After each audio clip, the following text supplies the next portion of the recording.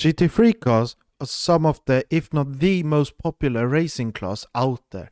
And it's like that in motorsport and also in Automobilista 2 or sim racing in general, due to them being a bit easier to drive and not the most expensive in real life. So today, as I've heard a lot about people wanting to drive GT3s and then having a few complaints of them in Automobilista 2, I was thinking today, since I have made quite a few setups now and I feel like I'm good enough to have some recommendations, I will talk to you about my tips onto how to making the cars less floaty.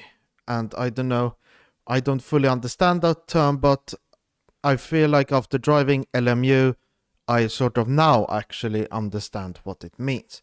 So now let me just head off to the time trial, and I will talk to you through a few settings which I would change to make the cars less floaty or more stable and not more and make the rear not slip as much. So just to show, I'm the 31st in the leaderboards around Silverstone in the GT3 cars, but if we go to the Lamborghini, I am 8th quickest. So I say I'm quite confident in what I'm talking about. I've also made a setup guide on the wiki, which I will be referencing to a bit. So if there is anything I talk about which you might be interested in, then you will have to look over there. But now if we just go back to here, and then I can show you the setup. So if we go to advanced, I feel like this is a good place to start. So mostly, obviously here, the tires you can play around a bit with, but the tire pressures I would only adjust to configure with a certain, with the camber. As in, I would do the cambers first, then I would adjust the tire pressures to make the temperatures in the middle work better, because in Automobilista 2, temper is actually more important than pressures. So it's not fully like Assetto Corsa Competizione. And I know a few people have said pressures are important, and yes, they are important, but still, what you want to look for when setting up a car is the camber and the temperature differences, and not the tire pressure. Then if we go to suspension here, I will just give you a few tips what I like to do. So caster, I like to put to max, but obviously if you get understeer at high speed, you want to lower that.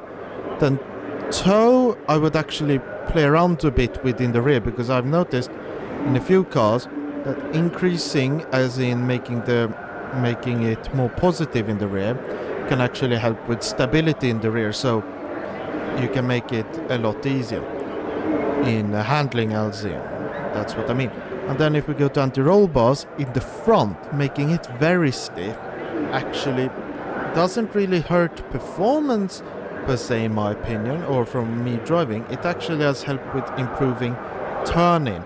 So that's something which you can play around with. I have it on max here because, or not max, but I have it quite high since it helped quite a lot. Ride height I like to put very low, but to also see when you don't bottom, when your car doesn't bottom out. And also for preventing bottoming out, we have bump stops. But bump stops isn't really the correct word for this. As we have learned recently, is that they work more like packers. And what that is if you have like 5 millimeters of bump stop, which is the default in Automobilista 2, it means so the ride height of the actual suspension can't go lower than 5 millimeters. So it works like that. So if it says 0 millimeters in the telemetry, I will show you a bit of telemetry a bit later, it's actually 5 millimeters of ride height. So that's something you can tune, but the car gets very stiff when it hits the bump stops. So generally, or the packers, so generally you want to keep them at 0. That's what I do, it works very well. And yeah, the suspension damage and floor damage and all of those aren't really modeled in Automobilista 2, so you don't have to think about them. Then yeah, dampers I will also show you a bit how to set up. Then here we come to the drivetrain. Something which I feel like is very useful is this page. So if we just go through it, some things, fuel map, just keep it at 1. It doesn't work like in Assetto Corsa Competizione.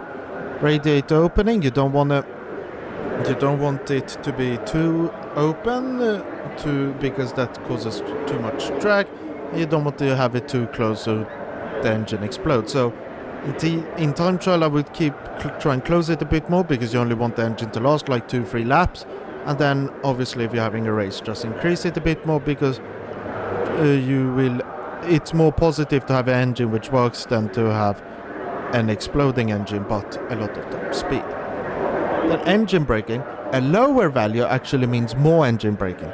I usually just put this value up to 10 because then it works the least and it actually feels really nice because I feel like I don't know if this is true or not, but that's what I felt, that I get a bit more turning oversteer when actually having low engine braking. And it just feels a bit weird when at the entry to mid corner. So that's why I keep it at 10. It makes it a lot better. And also James Baldwin complained about engine braking.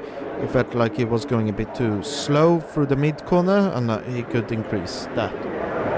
Then traction control is something we have recently talked about in the forum. And what we have come from is that traction control is how much it's to do with the actual tire slip and not the actual slip angle of the car. So what I mean is if you're having a lot of wheel spin, it will try and work with that, prevent that wheel spin but not really slip, or that's how I understand it. If I'm wrong, just comment it down below.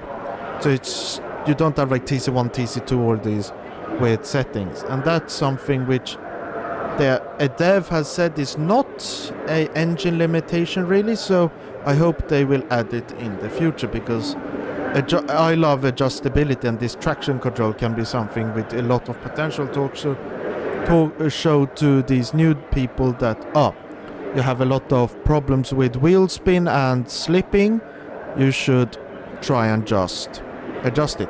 Or maybe traction control is actually the other way around because it works a lot when you're just driving very quickly and just turning, so it can be more related to slip.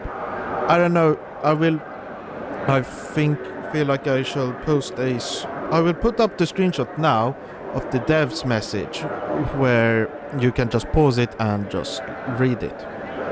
But now we come to the clutch. So here in the GT3s you only have preload and clutches. So preload, you should know preload from from ACC, but basically it works like it's the base lock of the car. So when you're not on throttle or on brake and not really when trying to turn and stuff, it's that. So basically when coasting, it's what the minimum locking will be. So you can lower it to open it up a bit and then increase it to make it a bit locked. I'll post another screenshot here which I feel like is quite a valuable thing for thinking about setting up the differential, because thinking it about like trying to figure out these power coast and things doesn't really work, or for me at least. So having that, which I will post there now, is quite good. Then I would just mention power ramp and coast ramp. There, as they say, when on power and when braking and stuff, think of this as the exit of the corner, think of this as the entry of the corner, and think of preload as a mid corner basically, when you're not having any input. And then here when you're increasing it, it actually lowers lock, and lower angle means higher lock, so that you have to think about. And then clutches is something which a lot of people have thought about as a fix to the actual problem with slip. So what clutches do is, as it says here, it adjusts the amount of lock, so as a multiplier. So you can see preload as addition. If we think about maths, as in you add a little bit of preload, it adds a little bit. Whilst if you have, as it says here, if you have 6 clutches and then put it up to 12, it doubles the amount of lock. So it's more multiplied. And then what a lot of people like to do to actually get more control is lower this to 2. I have tried it. It makes the cars a lot more stable, but it sometimes can feel like that you're a bit slow, that you don't get enough rotation. And I like to really use rotation on throttle and on brake. So I first tried it at 2, and in a few cars it worked, like this Lamborghini. It felt like it worked, but then actually pushing and stuff felt a bit better with 6, because it felt like you were slowing down a bit. But now I feel like I've gone through all of these settings really, which I feel like you should think about. And now there are some other settings and some other uses, which I will go through now using telemetry and my own Motec workspace, which you can get in my Discord, link down below. So this is some telemetry for my lap around Silverstone in the Lamborghini Huracan, my 158.974.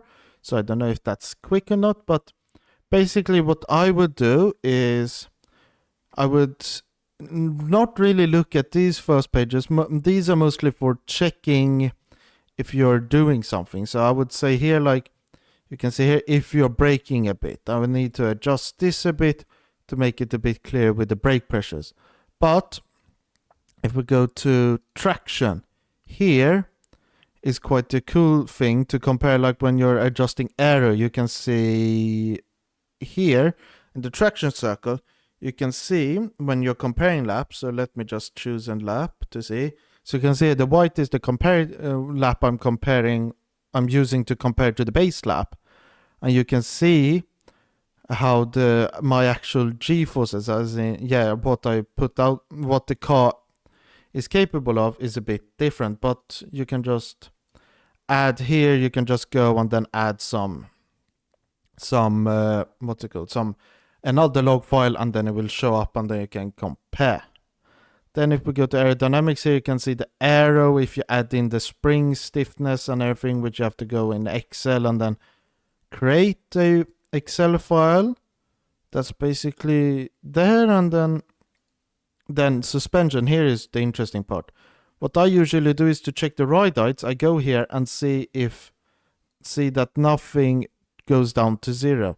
And as I can see here, the lowest it goes is roughly, if we just go there, it's roughly 5 millimeters, as you can see. So no real issue of bottoming out.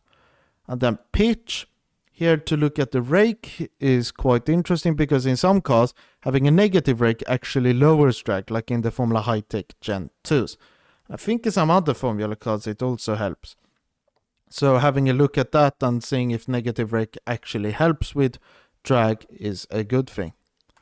Then here, bumpiness, I would check to see how many of these dips you have, or like changes in color, and how different it is. Shows how bumpy it is, and also the amount of them shows how bumpy the circuit is. You can see here, Silverstone is quite a bumpy circuit, not that flat. And to check that I would check this damper histogram. So since we can see here, these are quite tall, and how you want them to be is more like a bell curve. So you want it to go up, and then you want it to go up and then be a bit curved at the top, and then go back down again, and then go towards 0 and both corners. You can see it goes a bit like it. But these peaks are a bit too tall, so I would lower the slow bump and slow rebound, because this middle section where it's a bit lighter is slow bump and rebound. You can see rebound is this area, bump is this area. And then the black area, or the black background, you can call it, that's the fast, so over curbs and stuff, whilst this in the middle is for bumps. And then here you can just compare them. Then here I wouldn't check anything else. Here, tires, here is where the interesting thing comes. So if to adjust the pressures, I would go to the temp detailed and try and just see if the graph is in the middle, the center graph, and you can see they're quite in the middle. You can go more into detail and check this. I haven't really added something yet, but I would just have a quick look and then see if it's roughly in the middle or not, because it's quite clear sometimes, like here, you can see that it's a bit too low, the temp. It's too close to this, which means you should increase pressure, and if it's too much up, then you lower it. Then we go to the temp diff lat, and here, these might seem a bit weird, but is actually quite interesting. And I got this idea from a guy, I believe he's called Newton Pig or something like that. He's active in the forums. He also has his own Motec page in my forum. And this is quite a cool idea. So what you want to do is have these values, you want them as close as you want them as close to 1 as possible. And if they're like roughly the same, if they're like 1.1 or something, I wouldn't adjust them. But since here you can see rear right is 1.45, front right is 1.13, and front left is 1.15. Since all of these are above 1, I would decrease camber, because it means you have too much camber. And then this rear left, I would increase the camber since it's too low. So that's basically what you have to think about here. Then at the top, it's only basically if you have any major issues with temps, like this is the difference between front and left, and you can see the front one tire is quite a lot hotter than the other, but those two I wouldn't focus on a lot. I would mainly focus on this, and this is that if we check here, you can see you want the average of the rear to be 5 degrees hotter than the average at the front, and you can see here it is marginally hotter, but not close to 5 degrees. I don't really know how big of an issue it is. You can comment it down below if you have done some tests or if any devs are watching. But yeah, I would say maybe not focus on this a lot. Then anything else really? No. The only thing here is if we check the engine water temp, I believe I heard you want it to be less than 115 degrees for some cars and 125 for other cars due to it's being pressurized. But in general, I would just try and keep it under 115. And oil temps you don't have to really think about. And yeah, I feel like that's about it for this. If we think about it, I don't think I have anything else. Yeah, here you can check just the power output and when to optimally shift to have the most horsepower. Then the gearing acceleration, you can see roughly here. Here you can see the difference. I don't fully have it set up, I think, correctly. Maybe not, I'm not sure. And I know Newton Pig is working on something like that. But I believe that covers everything. So hopefully this was quite an interesting video for you.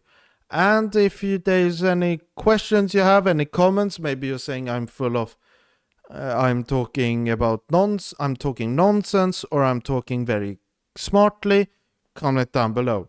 Hate is I don't care about, because the more comments you put, the more it pushes my videos. So hate on. And then if you love the videos, just comment some love. That's nice. But also subscribe and hit the like button. That also helps a lot. My next video, I'm not so sure. I have a list over here which you don't fully see, but yeah, this was my YouTube video idea. I might do some car reviews maybe in the future. We'll have to see what comes up, because I feel like we're coming into a dry period now for Automobilista 2, that we won't hear any news. We could get Renato's dev update the week of uploading this.